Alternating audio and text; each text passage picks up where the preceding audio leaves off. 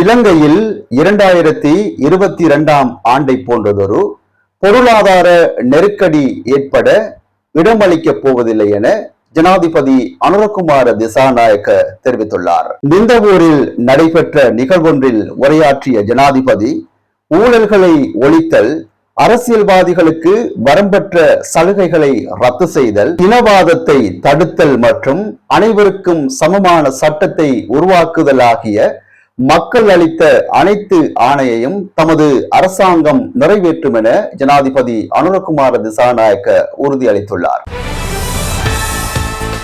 மறுபுறம் டொலரின் பெறுமதி மேலும் அதிகரிக்கலாம் என காத்திருக்காமல் வெளிநாட்டு வாழ் இலங்கையர்கள் தமது பணத்தை உடனடியாக நாட்டுக்கு அனுப்புமாறு அமைச்சர் வசந்த அமரசிங்க கோரிக்கை விடுத்துள்ளார். சுற்றுலாத்துறை மற்றும் ஏற்றுமதியாளர்கள் மூலம் கிடைக்கும் டொலர்களை உடனடியாக மாற்றுமாறு கேட்டுக்கொண்ட அவர் தற்போதைய சூழ்நிலையை பயன்படுத்தி நுகர்வோரை சுரண்ட நினைப்போருக்கு எதிராக கடும் சட்ட நடவடிக்கை எடுக்கப்படும் என எச்சரித்துள்ளார்.